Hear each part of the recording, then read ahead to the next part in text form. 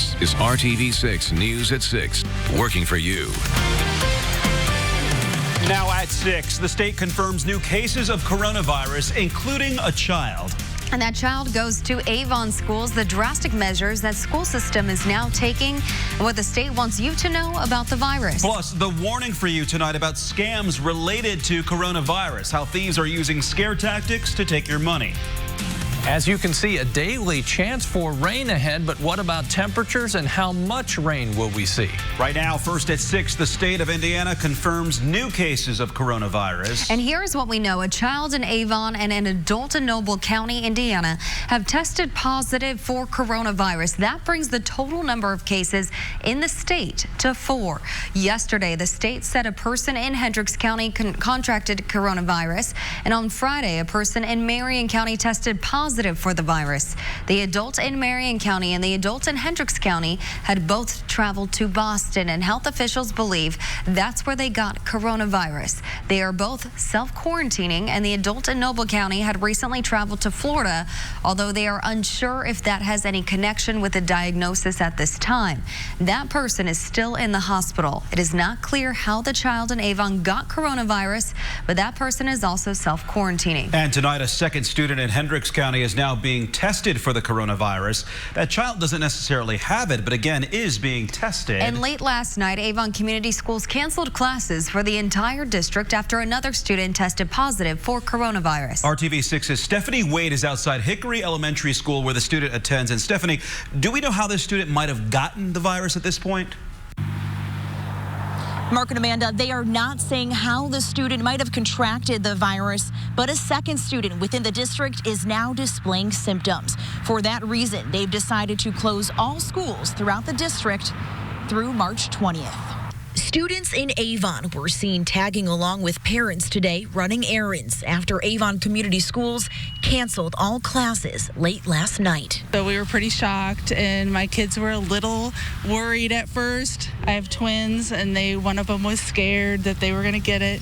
Now that a second student is showing symptoms of the coronavirus, there will be e-learning days for the rest of the month.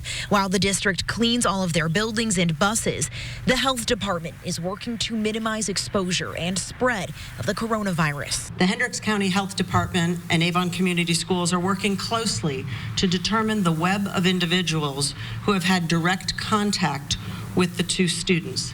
That web has grown very large. Officials would not say if the students came in contact with each other or how they may have contracted the virus.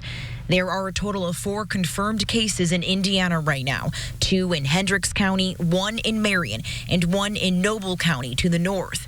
The state health commissioner says they have tested 30 people for the virus, but have only had 4 positives. This is not a spring break where everybody runs out and goes to the mall, goes to the movies, goes to the theater, goes to, whatever museum.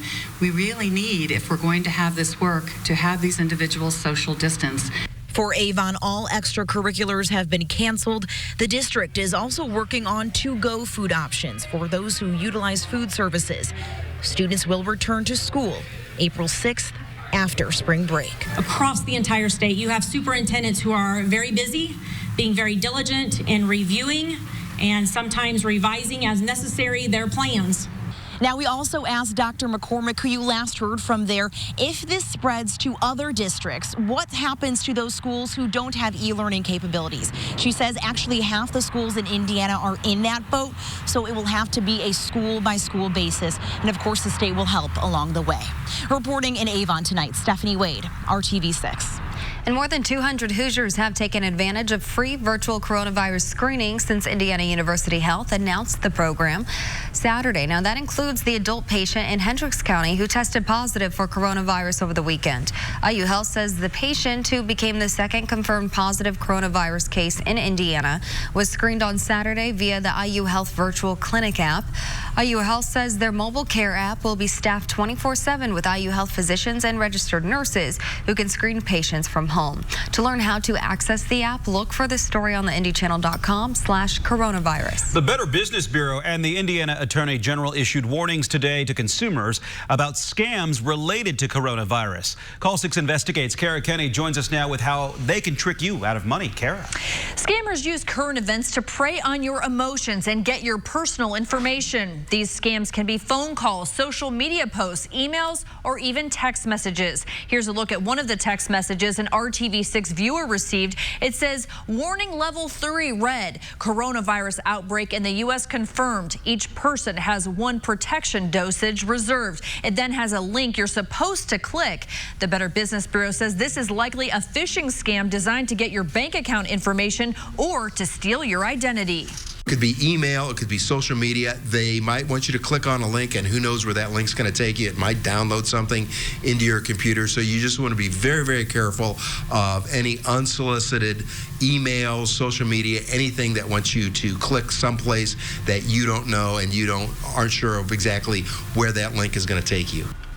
Here's how to protect yourself. Avoid opening email from an unknown source. Disregard online offers for vaccinations because they don't exist yet. Make sure you have antivirus and anti-malware software installed on your computer and that those programs are up to date. You can always report suspected scams to the Better Business Bureau's scam tracker. The Attorney General's office also says if a message claims it can provide a cure or protect you against coronavirus, it is most likely a scam. Your best bet is to go to the CDC website and the Indiana State Department of Health and just be aware of where you're clicking if you're looking for additional information online. You can also report scams to indianaconsumer.com. Mark. And Kara, we have another warning tonight. The Federal Trade Commission and the U.S. Food and Drug Administration have sent letters to 7 companies warning them about unsupported claims that their products could treat or prevent coronavirus. The government says the companies advertise products including teas, essential oils, and colloidal silver as able to treat or prevent coronavirus. Now, according to the FDA, there are no approved vaccines, drugs, or products currently available to treat or prevent the virus.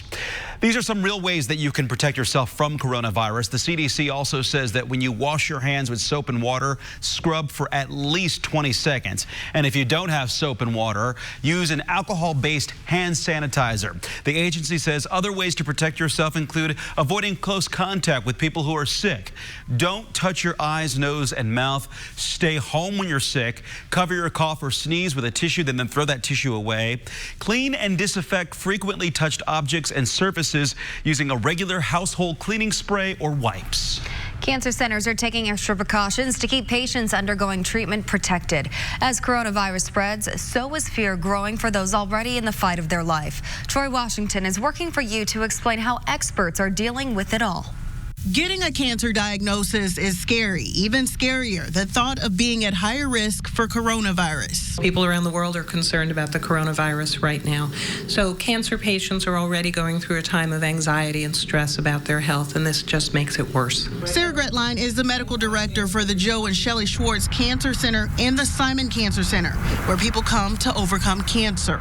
Now, while jumping over that hurdle, patients are potentially staring right at another. Patients undergoing chemotherapy and immunotherapy are at a greater risk for all of the viral illnesses that are out there. As more cases appear, experts are trying to understand the virus. We are all learning about this particular variant of coronavirus. There are many of them, but this particular coronavirus, all the information is new. Here's what experts do know. Cancer patients and survivors with compromised immune systems need to take precautions. They tell RTV6 these precautions aren't much different from the usual advice given to someone battling cancer and undergoing treatment. When it comes to limiting exposure to potentially contracting coronavirus, the same approach applies. I advise them to avoid crowds that aren't necessary. So, for example, going to the supermarket, you don't go during peak hours, you go during the time when it's mostly empty.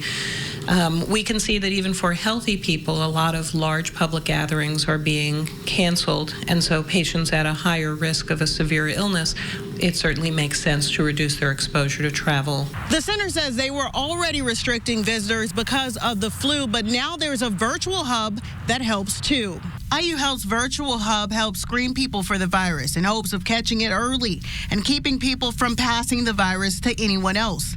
Gretland says it takes working together to keep everyone safe. That allows us both to serve patients in the community and to protect patients already at our facilities. Working for you in Carmel, Troy Washington, RTV6. And experts advise and say to avoid touching your eyes, nose, or mouth with unwashed hands, washing your hands often for at least 20 seconds with soap and water, or using an antiseptic hand gel is recommended, and it is best to avoid crowded areas and sick people. University Blood Center of Indiana urges you to schedule and keep your blood donation appointments at donor centers and organize blood drives, even as coronavirus continues to spread, so long as you're healthy. Now, they say this will help ensure an adequate local blood supply, but Versity is asking donors who recently traveled to China, Iran, South Korea, or Italy to refrain from donating blood for 28 days from their date of return to the U.S. But if you are healthy, you can donate blood. Another massive setback for the stock market as concerns about coronavirus's impact on business rise. The Dow Jones fell 2,014 points today. That means the Dow dropped 7.8%, which is the worst fall since 2008. And we know there's been an overload of info when it comes to coronavirus. This Friday, RTV6 will present Coronavirus: The Facts. It is a 30-minute special from the Scripps National Desk with only the facts on the virus, its impact on your community, and how you can protect yourself. Our special airs this Friday night at 7 only on RTV6. And health officials say the best way to guard against this virus is to learn about it. We have compiled everything you need to know about COVID-19 for you in one spot. Just head to theindychannel.com/coronavirus. Oh, another mild, windy March day and dry up until now. That's about to change. As you can see, we've got some light rain that's happening in parts of our viewing area. Chief Meteorologist Kevin Gregory is here tracking that. So how do we prepare rest of Monday evening and into tomorrow, Kevin? Umbrella time. Be ready. Yep, I got Puddle Ducky here to tell the story. Our daily chance for some showers, maybe a rumble of thunder tonight. Not expecting any severe weather, but look what happens. You rarely guarantee anything in the weather world, but our probability for rain pretty much pegs the meter as we go through the night and overnight. Here's why. You can see all of that rain stretches from the southwest all the way up through western and northern Indiana, and that will continue to stream our way and overspread the rest of the state from west to east. Closer look, most of the light rain now is north of Interstate 70 from Terre Haute to Greencastle to Indy. That would include anywhere from Hamilton County on up through Peru. That's just the beginning. As far as our rainfall potential, most of this will be over by 10 a.m. tomorrow. Half an inch in most cases. Could be an isolated spot that sees a little more than that. It is mild, even with the rain arriving. Temperatures around 60 degrees. We'll talk about how the temperatures change tomorrow after the morning rain comes to an end. We'll do that shortly. And it's been 1 year and there's still no sign of baby Amaya Robertson. The then 8-month-old was first reported missing in March of 2019. Amaya's mother, Amber Robertson, reported her daughter missing on March 16th. It was later learned that the infant had not been seen since March 9th. Today, IMPD says Amaya Robertson's case is still an active investigation and that officers continue to follow up on leads. Detectives are still conducting interviews, reviewing tips, and searching for Amaya. Police say the baby's disappearance is being treated as a homicide investigation. If you have any information about baby Amaya's disappearance, call Crime Stoppers at 317-262-TIPS. We are now learning the name of the person found dead on the White River just west of downtown over the weekend. The Marion County Coroner's Office identified the victim as 36-year-old Theodore Barnett. The Coroner's Office says they still don't know exactly how Barnett died or the possible circumstances leading up to his death. First responders were called to a trail behind the Indianapolis Zoo just after 3:30 yesterday afternoon and found Barnett's body in the river. And Metro Police say 6 people are under arrest in an investigation related to gun violence, illegal gun possession, and drug trafficking. IMPD says its Crime Gun Intelligence Center investigators searched a home on South Meridian Street on the south side in late February. Police tell us they found a half-pound of marijuana, packaging, scales, and hydrocodone pills. And according to Metro Police, officers also seized 6 guns. Police say they arrested the primary suspect, 23-year-old Randolph Moore, and 5 other people. people. Moore is charged with dealing marijuana, possession of narcotic drugs, and maintaining a common nuisance. Now, the other 5 face a combination of other charges, including visiting a common nuisance. Next on RTV6 News at 6, Kevin Gregory joining us with a detailed look at the changes coming to our weather, especially as the week moves on. Plus, the Marian University women's basketball team is having a season to remember. You may even say they have the magic touch. They show us how far good mojo can really take you. Or visit bathfitter.com. Well, our high temperature today occurred around lunchtime, 12:31. We hit 66 in Indianapolis. Very well may be the warmest temperature of the work week, although we'll be close to that on Thursday. Temperatures have backed off a little. Western half of the state now with some very light rain. That will join the rest of east central Indiana. If you're waiting on rain, it will arrive. Our wind will be strong. That's part of the reason we get more moisture in here and had temperatures well above the average of 49 degrees. That south wind will still gust over 30 miles per hour. We've had a 40-mile-per-hour gust already today. Light rain, you head up from Hamilton County up 31 toward Tipton, Kokomo, and Peru. Western Indiana, the larger, steadier area of rain moving in from west to east. All of this will continue then through the overnight and into the morning hours tomorrow. But I don't think much beyond, say, mid-morning, 10 a.m., should be pushing to the east. As far as our rainfall potential is concerned, half an inch is a decent number. There'll be some isolated spots with a little more than that. If you hear a rumble of thunder tonight or think you hear that, you probably did, because I think that will occur southern half of the state. Temperatures, they bounce around a little bit. This is a morning high tomorrow, falling into the 40s through the day. Temperatures as we go to Wednesday and Thursday get warmer. Thursday happens to be the warmest temperature within the 7-day forecast. As we get to the weekend, cooler temperatures in the weekend will arrive at the same time. Overnight tonight, 11 o'clock, you join us for the news at 11. Terre Haute to Greencastle, a little pocket of heavier rain.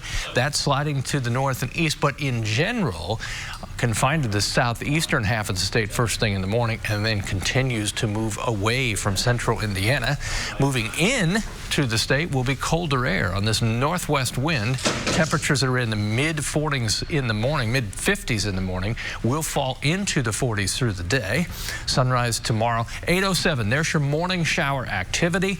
Temperatures by late morning already in the upper 40s, and bye-bye to the showers, but I think we hold on to the clouds through the afternoon hours. Maybe we'll get a little sunshine in there before our sunset. Temperatures tomorrow, again, peak in the morning. They'll be cooler in the afternoon. Wednesday temperatures at 56 degrees. Chance for showers you see in the 7-day forecast almost on a daily basis. No more than about a 40% chance. No all-day rains in there. Temperatures peak Thursday at 63, and they're coolest over the weekend. Lower 30s Saturday morning and Sunday morning. We could have a snowflake mix in with some rain showers on Saturday night. In March? Did I say that? You did out loud, too. All right, thanks, Kevin. All right, Brad Brown is here with sports. Hey, Brad. Exactly. I'm right there with you, Brad. That's why Big Ten men's tourney starts this week. We're going to have snow. IU plays on the opening night. That's Wednesday. The 11-seed Hoosiers will face Nebraska around 8:30. Purdue gets a bye to Thursday in the second round. The Boilers are the 10-seed. They'll face Ohio State at 6:30. Whole lot of hoops going on. Well, good evening, everyone. March Madness already in full swing here in Indy. The Horizon League Championships returning this week, and the IUPUI women getting a chance to play as the home team. The top seed Jaguars continue making some history with another big win today. The Fairgrounds Coliseum, a great venue for championship week. IUPUI broke the game open with a 16-4 second quarter. Macy Williams got it started with this one in the lane. She had 14 points and 11 rebounds. Cleveland State got it down to 6 in the second half, but a big finish for the Jags. Destiny Perkins, she called bank. 3 of her team best 15, 71-54 when it was all done. IUPUI moving on to the Horizon Finals. We haven't played in a while, so it's just definitely getting the feel of it, and just coming in. We really stepped it up in the second half, so just coming in, being confident and being strong with the ball. I feel like a lot of it was nerves in the first quarter. I think we've been sitting out for a week just preparing and practicing. I feel like the speed is definitely different when you're playing and when you're sitting out. So I feel like whenever we came back, we regrouped and was like, let's go. IUPUI will take on Green Bay tomorrow at noon in the finals. The winner with an automatic berth to the NCAA tourney. The Marion women's team is on their way to Iowa for this week's NAIA National Tournament. The Knights have 30 wins already this season, but a lot of their good mojo is happening before they even tip it off. I got a closer look at their magic touch for tonight's Sports Extra Spotlight. Their celebration of a conference tourney title didn't last long. It's right back to practice for the Marion women's basketball team. But this isn't a story about X's and O's, about defensive schemes or offensive sets, because one of the Knights' most impressive performances comes during the starting lineups.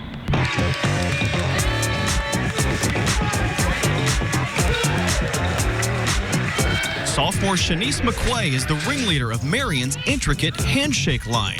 Every player has her own set of moves, and there is a very specific way for it all to come together. Well, in the beginning, we all have the same start off so that they remember, okay, this is a handshake. And then for each one is different. That gets us really hyped. That gets us ready for the game. Every single time it's the same thing, whether it's the same lineup or not. We all look forward to it, and especially when we score. Abby got me on one. It's just like a quick and then put it and lock it. It's something fun to get us pumped up for the games. Whatever it is, it's working. And the Knights are carrying all of that energy into another championship run. This year, something just is a little bit special about this group. I think they're by far the weirdest team I have in a really good way, right? They're fun to be around. Not weird to win that much. Their first game at Nationals Wednesday afternoon at 4:30. We'll have more about their tourney preparations for you tomorrow. And the Butler Bulldogs are getting ready for the Big East tournament. They open play Thursday at Madison Square Garden. Coming up tonight at 11, the Dogs talk about last Saturday's thrilling win over Xavier and whether that could propel them to a deep run in March. We'll see you later. News at 6 continues after one more break.